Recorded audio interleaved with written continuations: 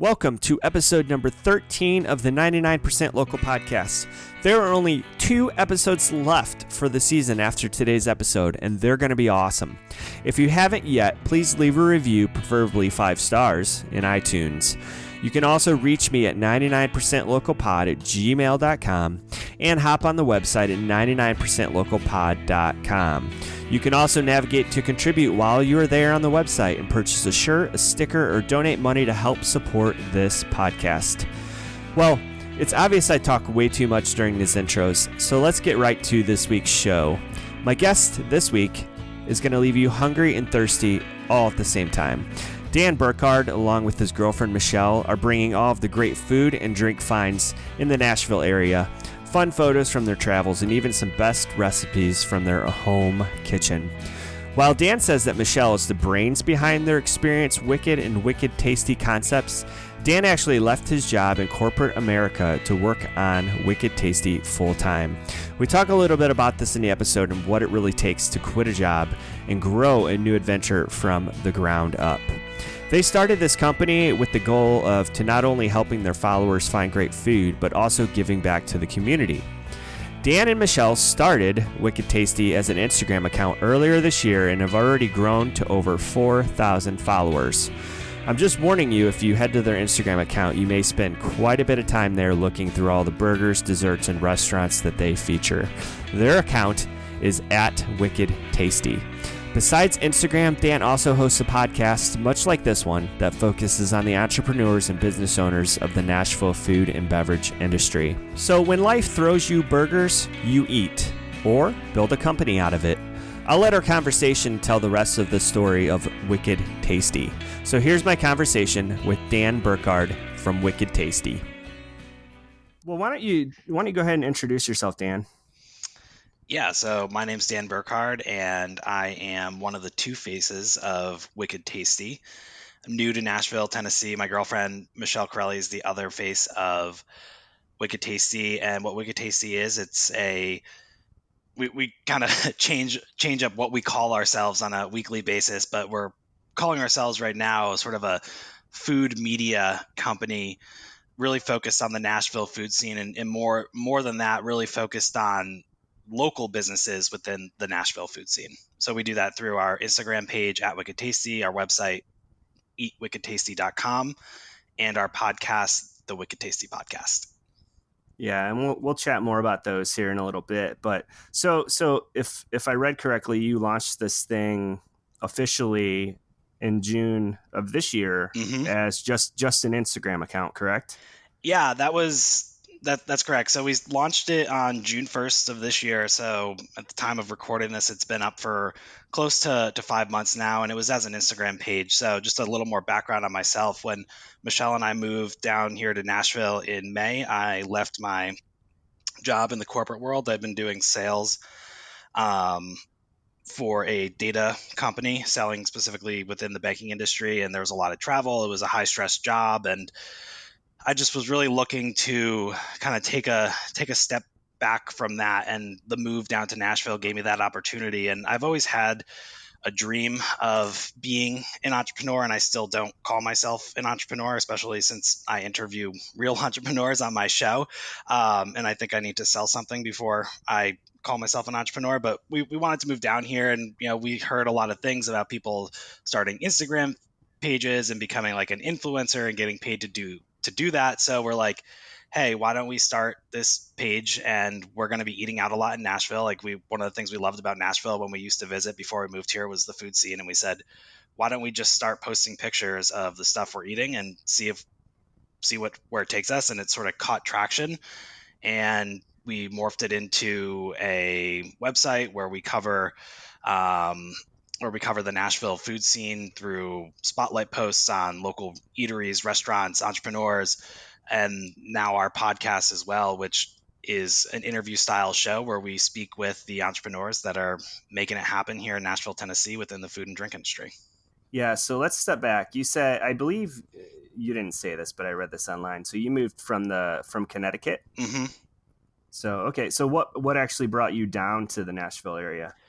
So Michelle and I had visited the last 3 Octobers, and it's actually right around this time of the year. It was like the week of October 16th, and it always happened to be like a Tennessee Titans football game Mm, that weekend. So we come and we go to a Titans game and just hang out in Nashville. And we really fell in love with the city. And we both, Michelle and I, were born and raised in Connecticut. I did spend 3 years living in Central Virginia, but then moved back to Connecticut, and that's where I met Michelle. But we both went to college in Connecticut. We grew up in Connecticut. We were living in Connecticut, and there's not really a lot to do in Connecticut. It's a small state. It's an old state. There's a lot of people are moving out. There's not a lot of new stuff coming in. So we were like, we don't have anything tying us down here. She could take her job. I was looking for a chance to take some time away from the corporate world. We're like, let's just move to Nashville. So we literally just looked at apartments on a whim the last time we were visiting, and just to like sort of assess the landscape down here, see what the prices were, see what areas we liked. Then we found a building that we really liked. We thought it was affordable, nice, and we just started monitoring apartments. And then when a unit came available that we wanted, we literally Michelle was literally monitoring the website every single day, and she happened to be on her one business trip a year in Missouri when the unit we wanted became available. And she like texted me. She's like, "I'm going into a meeting. You need to email them now so we can lock down this apartment because there's only like 8 units in the building." So yeah. yeah, so we just, it was kind of on a whim, and it was kind of, we wanted a fresh start. We wanted to try something that neither of us had really experienced before: a growing city, a young city, a fun city, and we just love Nashville, and it's been a great community since we moved down here, and we're enjoying every single day of it.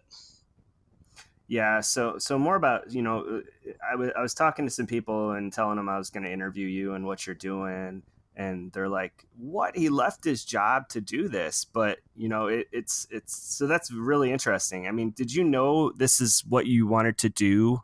As you were moving down here, This like, did you? particularly, no. Okay, This was something that, like I said, sort of came out of, hey, let's try this out. We did think like it'd be fun to start a business. We didn't know what it would be.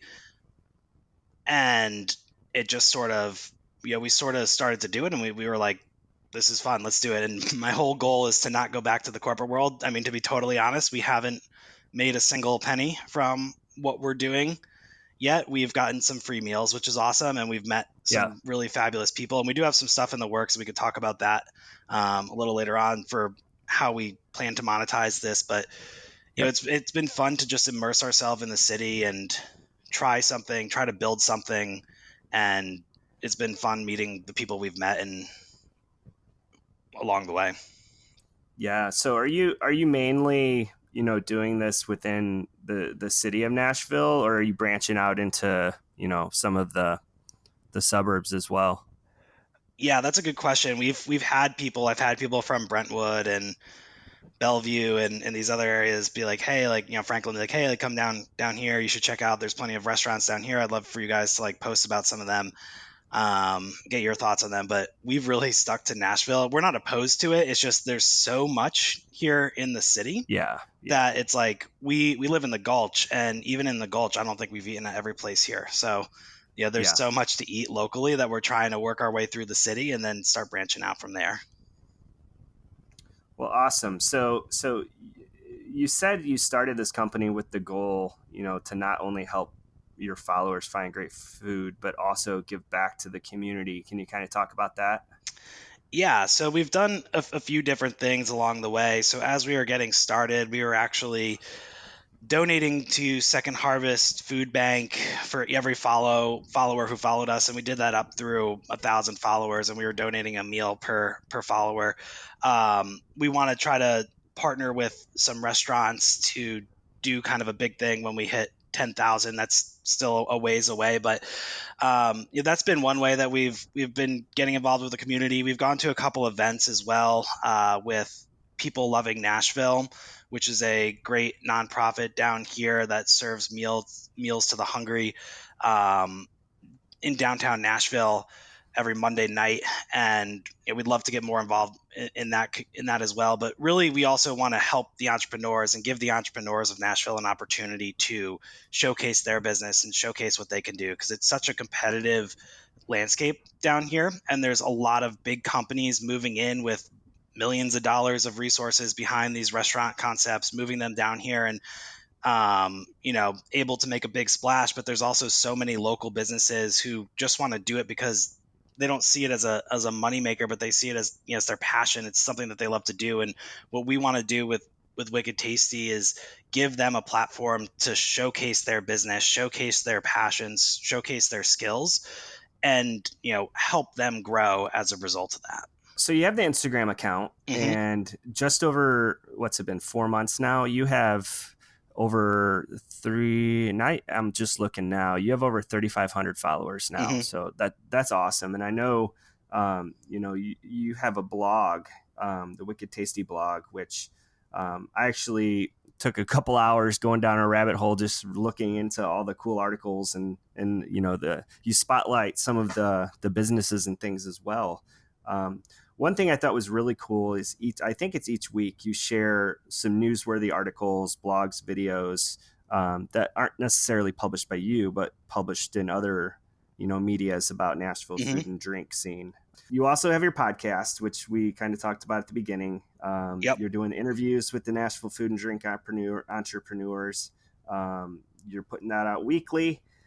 So how are you finding your guests? Are you just showing up at restaurants, eating, and hitting them up to, do a podcast? That's a good question. A lot of it's actually been through Instagram, discovering businesses that way, and restaurants that way, and learning more about their story. And like I mentioned, we really want to find entrepreneurs who also care about the community and are Nashville focused, Nashville centric, and have a mission themselves to, give back to the community, whether that's through community service, through charitable giving, or even just through providing people with something that's made locally and made with love. But yeah, it's been mostly through Instagram. And to be honest, that's probably how we find most of the places that we eat at for the Instagram page. The Instagram is such a great marketing tool for businesses, and especially those in the restaurant industry. A lot of people eat with their eyes before they actually go in and eat with their mouth.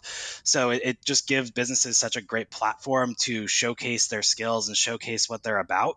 So, we spend time each week looking through Instagram, looking at different businesses, just be like, hey, that looks cool. This place looks cool. We'll check them out. And, the more we learn about these businesses, we start thinking, hey, it'd be fun to talk to the owner and learn more about the story, have them on the show. So it's been a lot of discovery through Instagram specifically, to both the places we eat and also the entrepreneurs that we're connecting with to bring on the show.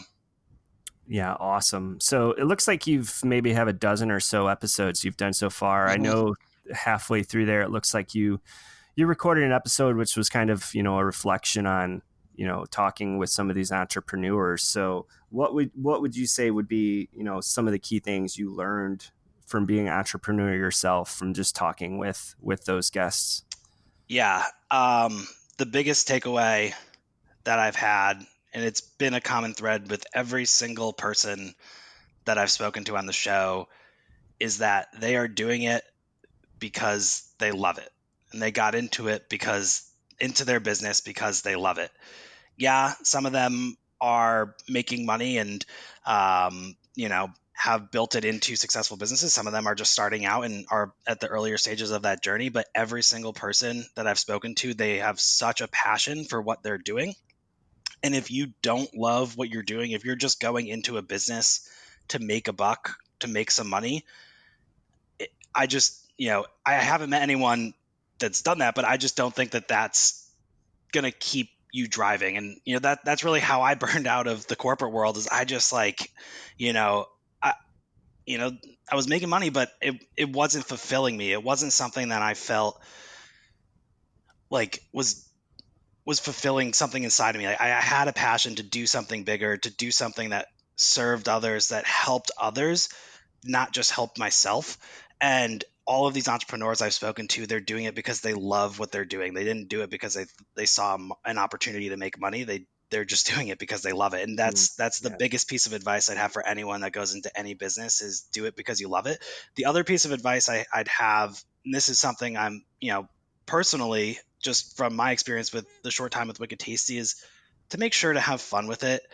I get really caught up at times with the numbers and, how many followers we have, how many plays our podcast has, how many clicks our website is getting. And it can almost be discouraging or deflating at times. And I have to remind myself a lot, the reason why we're doing this isn't for us, isn't for having these metrics and, having a million followers and, having a podcast on the top of the Apple charts. Yeah, that all that stuff would be nice, but we're not doing it for that. We're doing it because, one, we just truly enjoy this. Like, it's a fun creative outlet, but two, it's an opportunity to help other people and to give other people a platform, by doing our job well, which is putting out high quality content covering these people's restaurants and their businesses. So I think that anyone going into entrepreneurship, or anyone that wants to run their own business, whether it's starting a restaurant or just anything in general, you have to love it, and you also just have to have fun with it. You have to enjoy it, and try to remember that,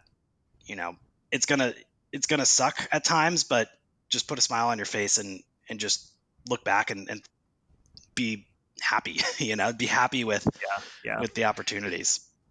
Yeah. Let's talk growth or Hmm. lack thereof in some points. So, you already talked about, where you want to go with this and potentially monetizing, but I know you posted a blog about Instagram growth strategy. And, that's something I'm endeavoring into now with doing a podcast. And I have another side business as well, which is in t-shirt industry. So, it's all about getting a social media platform built Hmm. up. Can you kind of talk about, some of the things you talk about in that article, the factors that helped you grow so quickly? Yeah. um, there's a lot of small little things that I think I'm going to speak specifically to Instagram, not any other social media platforms, but, um, Sure.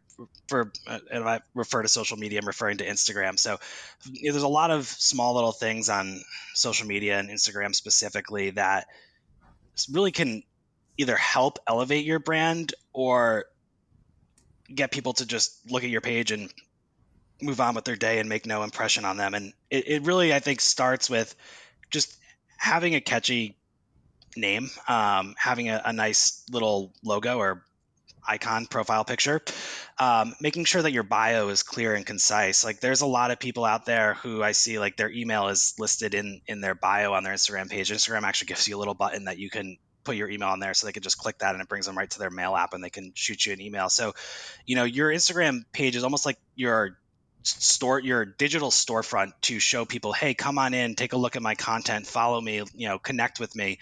And if they show up on your profile and they don't understand, what your page is about, what your business is, if you're an influencer, what you're influencing, people are going to just move on to the next thing, because that's, how people do it on Instagram. So it's making sure that, you have a good name and handle, making sure that your bio is nice. And then obviously you want to make sure you have good content as well. But I think a lot of people focus just on the content and they don't focus on that other stuff. Um, and I think the other thing, it's called social media. So you have to be social on there. You have to have authentic engagement with people, and you'll see your growth grow. That's kind of a bad way to put it. You got to be social, and you got to connect with people. We did a lot when we were first starting out of going out, commenting on other people's posts, genuine comments too, not just putting like a heart or, a smiley face or something, but Yeah. Yeah. asking questions, engaging with people, showing true interest in their pictures and their content.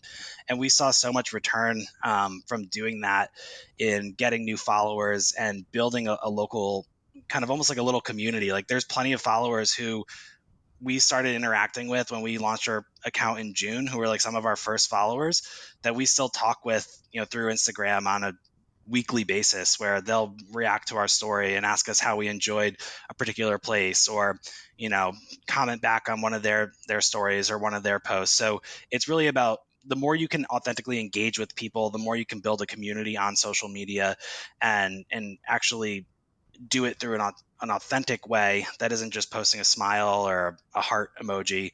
I think will help build build you a more loyal following and a more loyal community. Yeah. Awesome. That's very valuable info. So, like I said, it's all things I'm struggling with now as well. So, all right. So let's talk some food and drinks here. So, Yes. you go over all Nashville area. Personally, what area has, I just say overall the best food and drinks choices? Not specific restaurants at this point, but just East Nashville, 12 South, So I think, Germantown? yeah, so the answer, this is going to be kind of a weird answer, but I think it's Germantown. And I say I think it's Okay. Germantown because we actually haven't been to a lot of the nice fine dining out there. But in terms of like fine dining and creative American cuisine specifically, there are so many restaurants clustered in that neighborhood out there that has some amazing chefs and some amazing restaurants. Our feed focuses on a lot of like more gluttonous type of food, like burgers and Yeah. mac and cheese and stuff. What you'll find in Germantown, though, is elevated American, classic American style dishes. So the picture, Okay. the food hasn't really fit our aesthetic. So we haven't spent much time eating there, but we have so many of them on our wish list if we have time to get out there and not collect content. But if anyone's a big foodie or just loves amazing food, like all of our foodie friends in Nashville that we've met through Instagram, they say that's the place to go, that's the place to eat, and I think I would agree. Cool. So we have actually never been in that area. So we get out and get down there as much as we can. One of our favorite restaurants specifically is Cain Prime. And I think Hmm. I saw an Instagram post from you as well, talking about that place. I mean, that's just amazing. I don't want to say that Cain Prime is the reason we moved to Nashville and chose to live Yeah. in the Gulch a block away, but it might be part of the reason we moved to Nashville and chose to live in the Gulch a block away. I had eaten at Cain Prime a bunch on our trips down here before we moved to Nashville, and it honestly is my favorite restaurant in the city. And if it wasn't so expensive, I'd eat there every week if I could. But it's more of a special occasion type place. But yeah, if you're going to Cain Prime for a date night or you want to impress a client or whatever it is, uh, I would suggest that you go and you order the house cut bacon, which comes with cotton candy on top, which everyone thinks is weird until you try it, and it's Hmm. amazing. Hmm. And then you do a steak, whichever steak you want. I actually think that surprisingly, the steak for me isn't even the highlight of the meal there. The steak is good. Don't get me wrong. It's really good Yeah. steak, but it's all the appetizers and the sides and the dessert. So you'll want to make sure to get the risotto tater tots if you go as a side. And then for dessert, you have to get the banana bread pudding. It is like amazing. It comes in this cast iron, is warmed up, heated up, comes in this little cast iron skillet, and has some ice cream on top that melts by the time you're done eating it, and it's just delicious. And that's kind of my go-to is the house made bacon steak with the side of risotto tots, and then finishing with the banana bread. And if you do that, you'll leave with a very full belly and be very happy. Nice. They must be paying you to say that. No, No, I I'm actually haven't done any sort of engagements with Cain Prime. Surprisingly, we've posted like one pic on our feed when we first started. They're kind of one of the brands that I'd love to work with and have on the podcast at some point, but I haven't actually gotten the courage to reach out to them yet and invite them on the show. But I'm thinking maybe for season 2, they'll be yeah. one of the folks I reach out to. Nice. So let's just get really quick here. Let's get a little more specific. What's the best spot for beer? Ooh, the best spot for beer. Just beer? Uh, yeah, let's just do just Okay, beer. just beer. Then I would say Yeehaw. Okay. They opened up recently. I think it was in April. They opened up this place. It's called Sixth and Peabody. Is actually like what they call the place. It's Yeehaw and Old Smoky Distillery. Kind of built this combination place, but it's this massive. They have this massive indoor beer hall. It's only Yeehaw beer, but they have a ton of different varieties. And then outside they have this giant like lawn with a massive outdoor TV. They have cornhole, basketball, like the basketball hoop things. Prince's Hot Chicken actually has a truck out there, so there's a lot to do there. It's like our favorite spot. We're a little sad that it's gotten so popular with tourists, like all the those party buses that drive around Nashville. They all Mm, stop there yeah. now.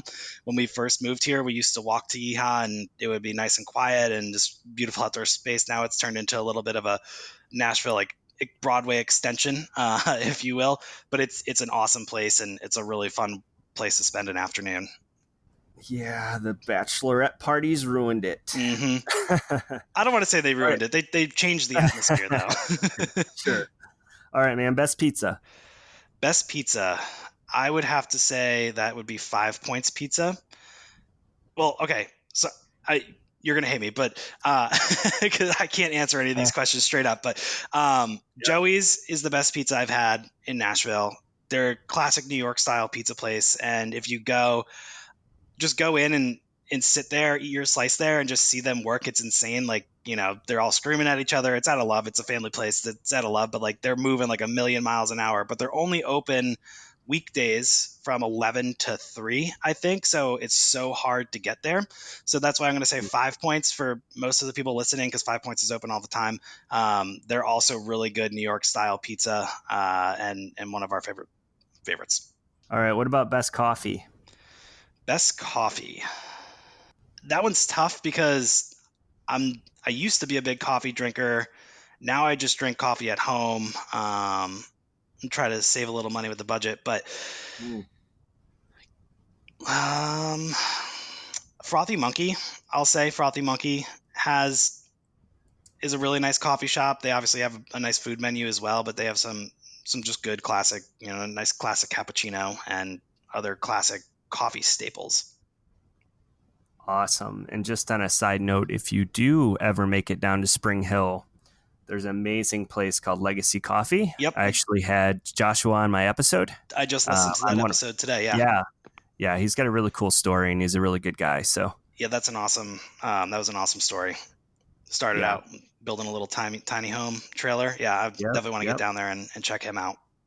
Yeah. So he's looking, I don't remember if he mentioned this on the podcast, but he's looking to get into a permanent space because they're sharing right now. Mm-hmm. So that'll be awesome to see them grow. So, all right. So, I don't think we talked about this when we were talking about growth, but what are you looking to do? Like, what is I don't want to ask long-term goals because we don't really, we have them, but it's a long ways away. So what are you looking to do with Wicked Tasty? Yeah. So that's been something that Michelle and I have been talking about basically since the day we launched it, and it started picking up steam, and we're like, we might actually have something here. And we're like, we just don't know what's going to be the best way to monetize it. It's like, are we going to just try to become this like big Nashville centric blog where we get paid to do engagements and we put advertising on our site and on our podcasts and stuff? And I'm like, I just don't know. Like, I feel like it cheapens the brand a little bit, and that's not really what I want to do. Like, I want to keep our page authentic. Like, I don't want to do, start getting all these paid sponsorships. Like, I want to only post about the places that we truly enjoy. Not saying that like I would be against doing a paid engagement for anyone listening, but it would have to be with the right brand and the brand that we truly love and enjoy. Like, I, don't want to just do it as a cash grab. And then we're like, well, we also see like the event or like there's so many like events and tours in Nashville now that you can like book even like experiences through like Airbnb. Like, someone has like a photography class in the Gulch where they charge like $45. It's an hour-long course, and you walk around these different murals in the Gulch. And I'm like, dang, like, they book up all the time and they have like 10 slots, and it's like they just made $500 for an hour, like walking people around. I'm like, I don't know if that's what I want to do. Like, yeah, we could probably do something like that with food, but I'm not sure if that's what we want to do. So we've been thinking recently, what we really want to do is, I've really enjoyed working with these entrepreneurs I've had on my show. Like, it's been so inspiring to hear their stories. It's been, all of them are my role models. And like I said earlier, I don't consider myself an entrepreneur because these people are actually entrepreneurs. Like, they're out there, they're grinding, they're doing it. We haven't sold anything yet. So until we make a sale, I'm not going to call myself an entrepreneur, but, and even then we'll see. But I really want to help these small businesses grow. And one of the things that has become our strength, that we've noticed is the strength, is we're really good at Instagram specifically, growing our social media page organically. And we want to try to figure out, is there a way that we can help these small businesses and these entrepreneurs grow their business online, specifically through social media and Instagram, to help their business grow. So we're actually in the process of thinking about how to create sort of like a mini media agency to work with some of these small businesses on their Instagram strategy and on their online presence, to help them develop and build a good solid plan to more effectively use social media. So right now, that's sort of our thought of moving this to monetization, is leveraging some of the skills and lessons that we've learned along the way, growing the Wicked Tasty page and our extensions through the website and the podcast, and turning that into an agency that we can then share that knowledge with small business owners, particularly restaurateurs and bakers and makers around Nashville, and help them grow their business presence online. Awesome, man. So before we wrap up here, so what's the best way to for listeners to get engaged with you guys and what you're doing? Yeah, so you guys can reach us through a couple different avenues. Our Instagram is just at Wicked Tasty, one word, at Wicked Tasty. Our website is www.eatwickedtasty.com, EAT, wickedtasty.com. And our podcast is called the Wicked Tasty Podcast, and that's on all the major podcast players. So you can get in touch with us there, and then through our Instagram page, my email is there as well. So you can always reach out to us. And for anyone listening to the show, if you need food recommendations in Nashville, you can also always feel free to DM us. We're on Instagram all the time, and we always get back to everyone who asks for recommendations. So feel free to ask us if you need any help planning any meals or looking for recommendations in town. We'll definitely make sure to hook you up. Yeah, and one thing I wanted to mention, you have a newsletter on your website where listeners can sign up, get weekly updates with recent spotlight articles you post, Instagram posts, podcast episodes too. Yes, that is actually, that's actually a new feature we just started. We're going to send out our first official email newsletter this week, and there's also going to be a recap post available on our website, and it's just going to have some useful links of what's going on in the Nashville food industry from some of the great publications around town, like the Nashville Scene, Eater Nashville, Edible Nashville, the Tennessean. So all those great resources. We're going to sort of give you a nice little rundown of what they've been posting the past week, so you can stay current on everything going on in Nashville food and drink.